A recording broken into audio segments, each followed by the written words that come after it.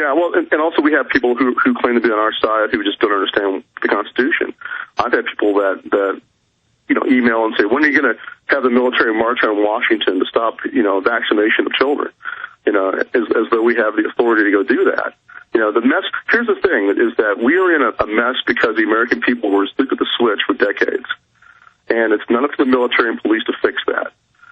Folks out there are going to have to get off the couch and go out and do it themselves. Well, we need an asymmetrical approach. If people will just put up flyers everywhere and hand out DVDs and go into every pharmacy and every school with the insert for the vaccine, saying it causes Guillain-Barré, saying it causes brain damage, saying it can sterilize you, saying it can give you cancer, it's on it. If the average person would quit bitching at us for not doing enough, and they would get up off their fat asses, and I'm sorry to talk like that, and get out there and engage the New World Order, our problems would be over very quickly.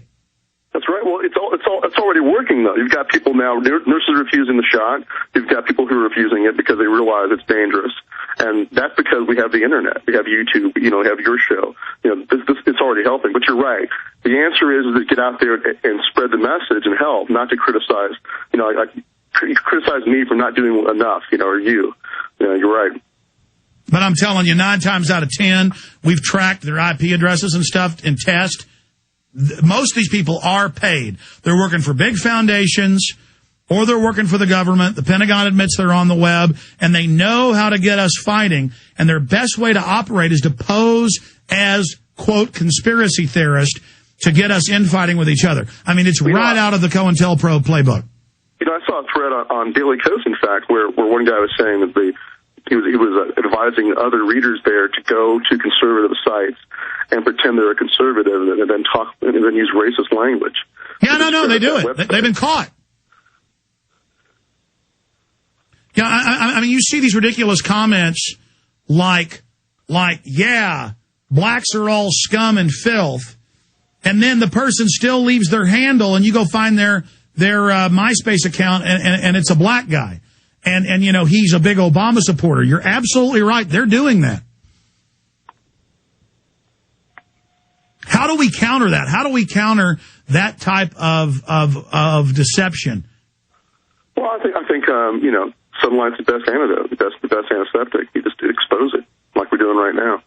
And folks shouldn't buy into it. They should look with a jaundiced eye at anybody who's calling for violence. That's how you pick the agent provocateur out. That's the old joke.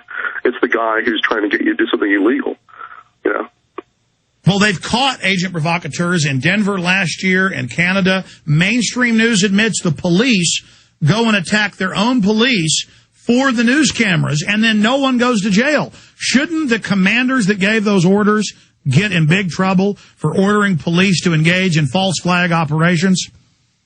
Well, I think so. I think it's entrapment at the very least, But as we know, it's been watered down. But the lines have been blurred and watered down for so long. We're going to have to try to counteract that bit by bit and officer by officer. In fact, what the police commanders say when they get caught doing this, from Canada to Australia to the United States, England, you name it, Italy, they got caught in Greece this year. I'm sure you probably saw those newscasts where mainstream news admitted the police were dressed up as anarchists, being ordered by police in alleyways. It was caught on video in uniform to go bash out windows of cars and businesses to demonize the mainline protesters. And the police said, oh, that was just a drill. And so now when they go attack other cops on camera for the news cameras so they can attack the peaceful crowd, they go, oh, that was just a drill. That was just an exercise. Right. Well, I think the best thing you can do is that when you have that happen in a local police department, it's time for a new chief of police.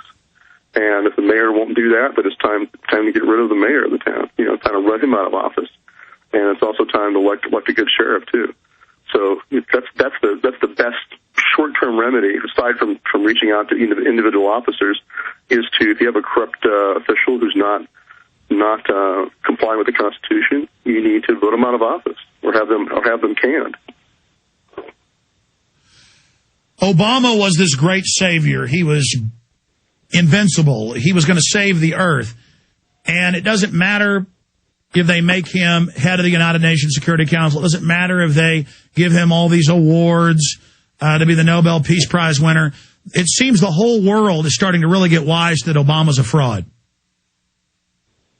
Well, it's like with the G20. That's where you saw the puppet masters coming together. And, frankly, everyone that protested at 9/12 in D.C.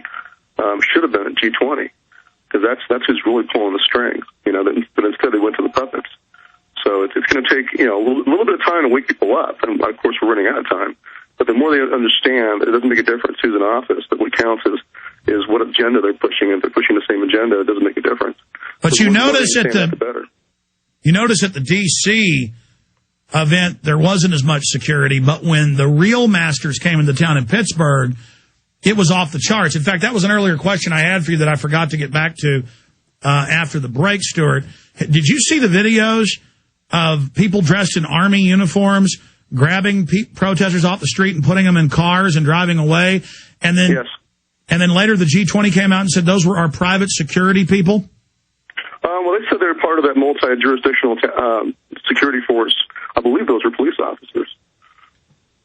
Yeah, G20 said they were part of their private security force. But so they're secret police. I mean, what do you think that was about? Well, I mean, what was it about to just grab the guy off the street like that? Intimidation is one point. If you black bag someone off the street, it makes everybody else on the street go, oh, wow, I shouldn't be out here, So, but again, I was in D.C. for the 9/12 protest, and the contrast between that and G20 is striking. And of course, one problem is you have rock-throwing, so-called anarchists at the G20, and that causes trouble for the other protesters. But the answer, of course, for the police is to arrest the rock throwers, not to pepper spray and sound cannon everybody.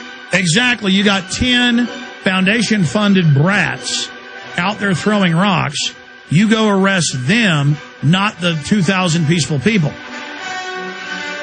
But the cops know that. Those guys work for them.